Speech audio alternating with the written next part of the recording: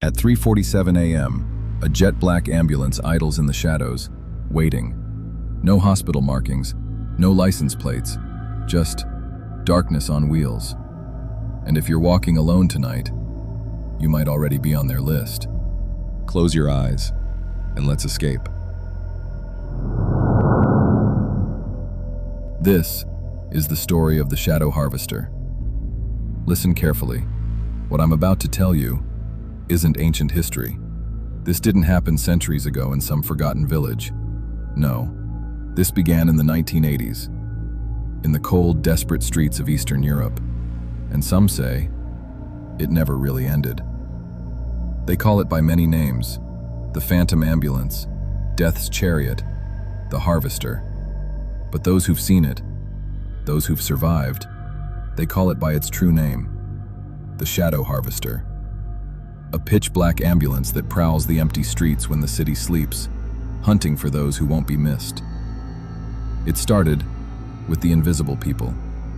You know the ones I mean.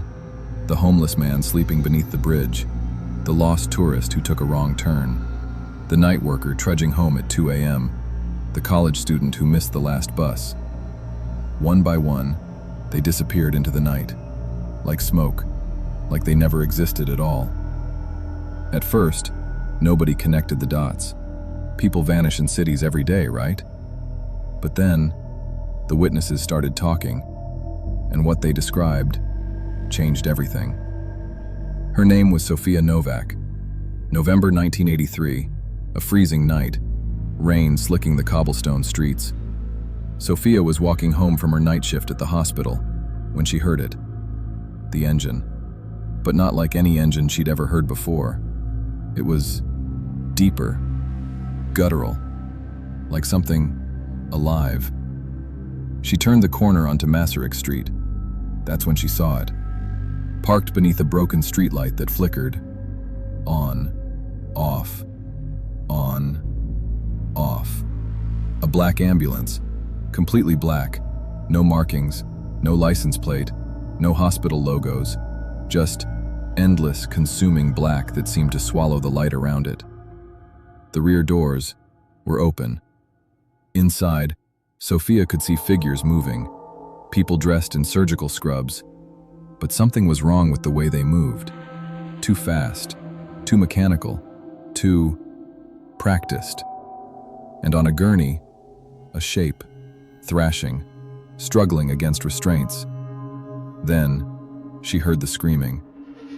It started as a muffled whimper, then exploded into raw, primal terror. A sound so filled with agony that Sofia's blood froze in her veins.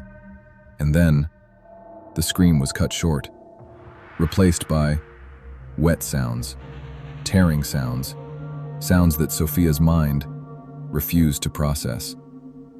One of the figures in the ambulance turned toward her.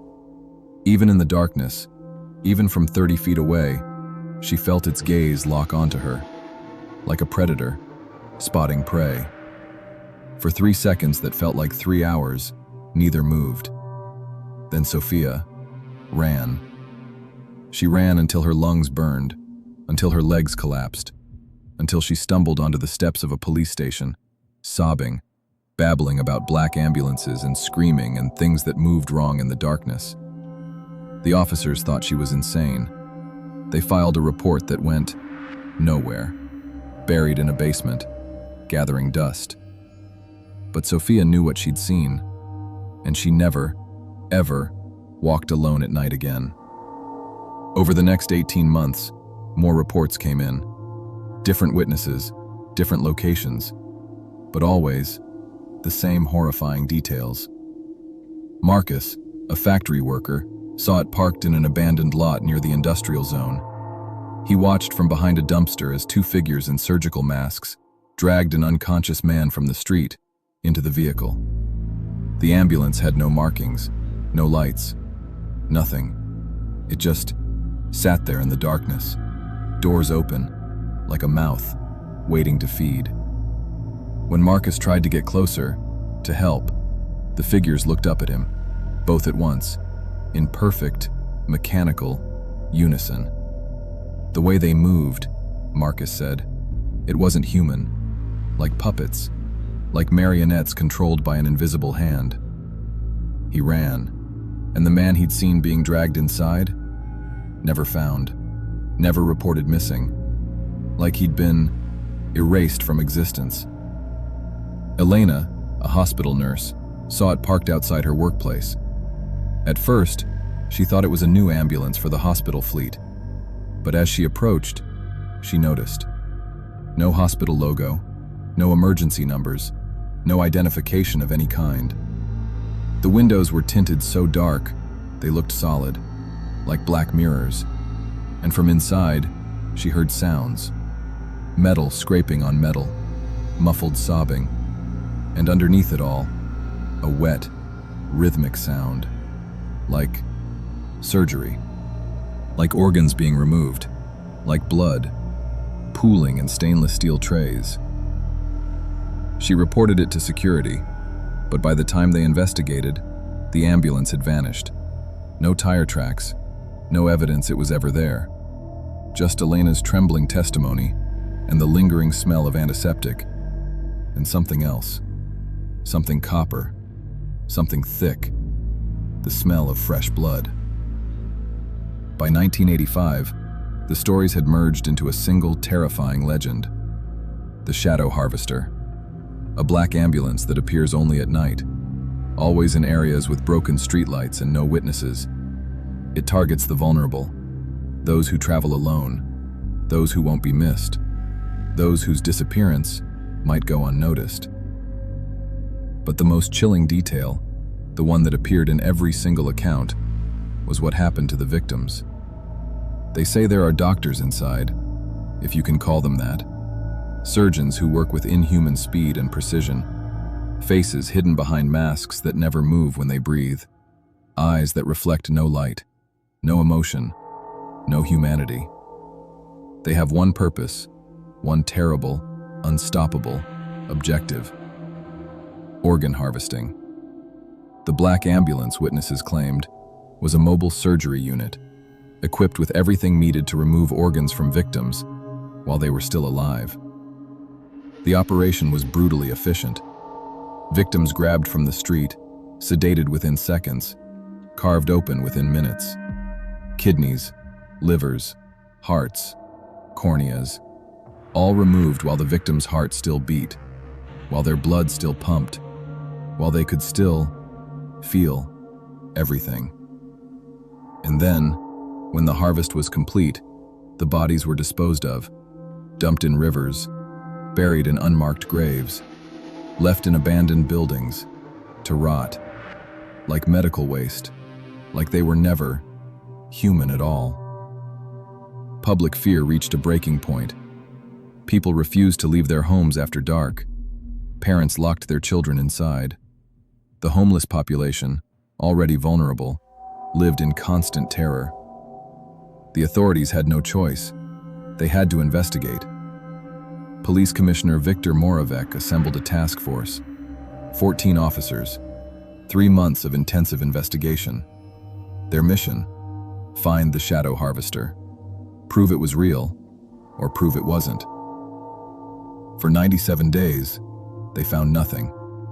No black ambulance matching the description, no stolen medical equipment, no bodies matching the profile, nothing. But then, they found the warehouse. Detective Jan Kovac made the discovery. An abandoned medical supply warehouse on the city's edge, in a district where factories had closed, where businesses had fled, where nobody went anymore. The front entrance was chained shut, rusted, covered in graffiti. But around back, Jan found something. Fresh tire tracks, leading to a loading dock. Tracks that matched the exact size and pattern of an ambulance. He called for backup, drew his weapon, and entered the building. What he found inside haunted him until the day he died. The warehouse had been converted into an operating theater. Stainless steel tables, surgical lights powered by generators, cabinets filled with instruments, scalpels, forceps, retractors, bone saws, everything needed for complex surgery. But it was what else he found that confirmed the nightmare was real. Blood, everywhere, soaked into the concrete despite attempts to clean it, sprayed across the walls in patterns that suggested arterial spray, the kind that happens when major vessels are cut, when someone is carved open while their heart still beats. DNA testing later matched the blood to 23 missing persons, and in the corner, humming with electrical power, a medical refrigeration unit. Jan opened it. Inside, containers, dozens of them. Each is labeled with a date, a blood type, and an organ. Kidneys, livers, hearts, corneas, lungs, all preserved, all ready for transport, all stolen from people who had been alive when the harvest began. But the ambulance, the doctors, the perpetrators, gone. They'd abandoned the warehouse, perhaps only hours before police arrived, taken their equipment, left behind only the evidence of their crimes, like a message, like a taunt. You'll never catch us. But there was one person who saw inside the shadow harvester and lived. His name was David Krall. February 1987, the coldest winter in 20 years. David was homeless, sleeping in an abandoned parking garage, trying to stay warm, trying to survive. That's when he heard it. The engine, that deep, growling sound. The black ambulance pulled into the garage, headlights cutting through the darkness. David tried to hide, but he was weak from hunger. The cold had slowed him down. Two figures emerged from the vehicle, dressed in surgical scrubs, moving with terrible, mechanical purpose. He tried to run, tried to scream, but a hand clamped over his mouth, and he felt a sharp prick in his neck, an injection. The world began to spin. His legs gave out. Darkness consumed him. When David woke up, he was inside the ambulance, strapped to a gurney, unable to move his arms, his legs, anything. Surgical lights blazed above him, so bright they burned his eyes. Around him, medical equipment, IV stands, monitoring devices, and trays filled with surgical instruments, gleaming under the lights. And the doctors, they wore surgical masks, caps, gloves, but their eyes, David said their eyes were empty, void of anything human. They moved around him, preparing instruments, setting up equipment, checking his vitals, treating him not as a person, but as a resource, as inventory, as parts. One of them leaned over him, spoke in a language David didn't recognize. Another prepared a syringe with clear liquid. David realized, with absolute horror, what was about to happen. They were going to harvest his organs, right now, while he was awake, while he could feel everything. He thrashed against the restraints, screamed through the gag, tears streaming down his face, pure terror, consuming every thought. This was it. This was how he would die, carved apart in the back of a black ambulance, while the world outside had no idea. But then, something happened.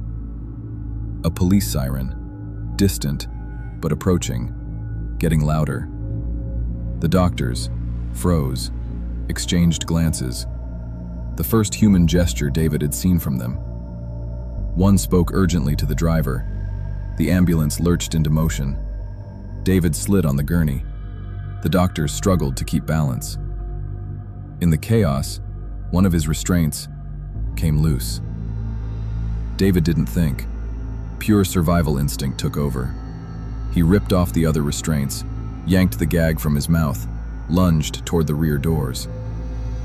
A doctor grabbed him, but David fought.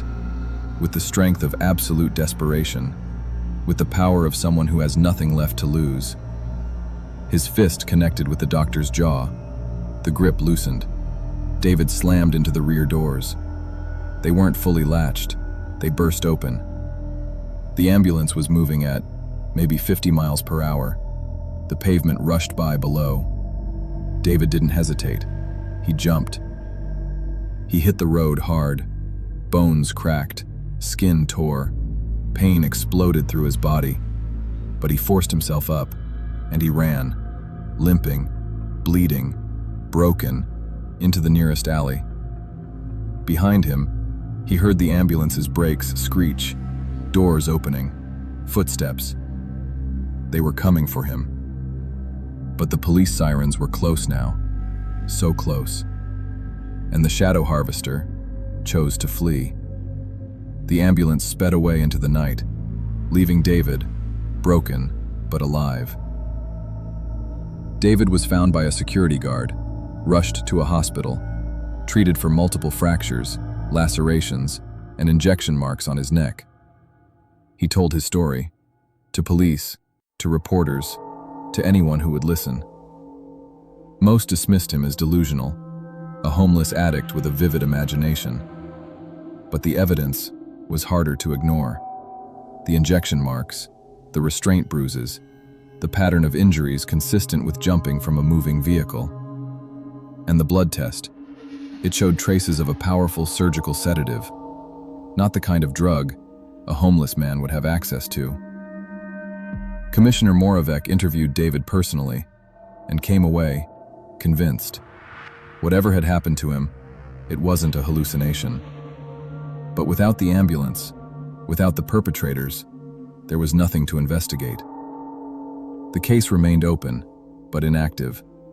Another file in the archives, another mystery unsolved.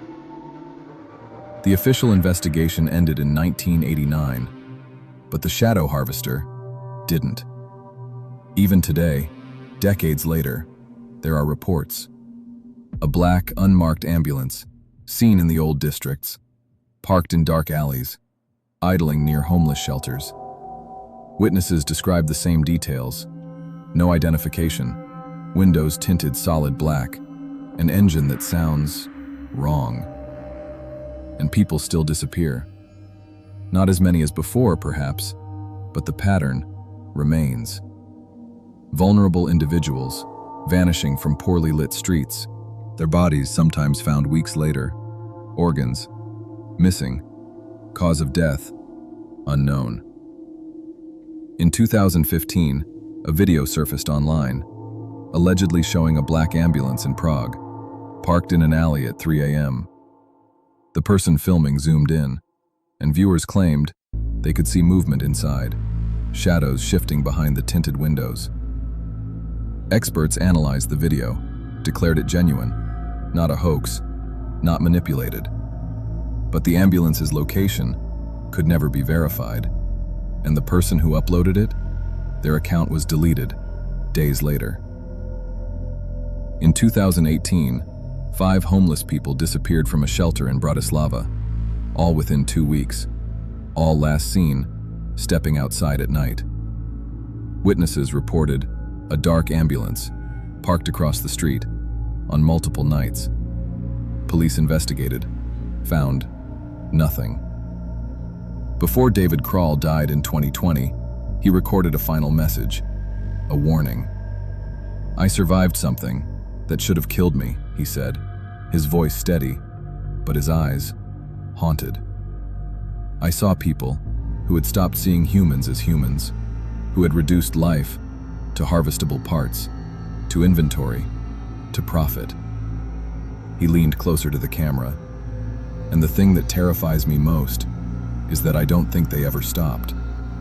I think they're still out there, in different cities, with different vehicles, but always hunting the vulnerable, always harvesting." He paused, then continued. "If you ever find yourself alone at night, and you see an ambulance that doesn't feel right, trust that instinct. Trust it with your life, because that feeling of wrongness that chill down your spine, that voice screaming in your head to run, that's your survival instinct, and it's trying to save you. So remember this: if you're ever walking alone on a dark street at 3 a.m. and you see a black ambulance in the distance, no markings, no lights, no sound except that deep growling engine, don't investigate. Don't get curious. Don't try to help if someone seems injured nearby. Just turn around and walk quickly in the other direction. Because the shadow harvester is patient. It waits in the darkness, watching, hunting, and once it marks you as prey, you might never make it home. Stay safe, guys.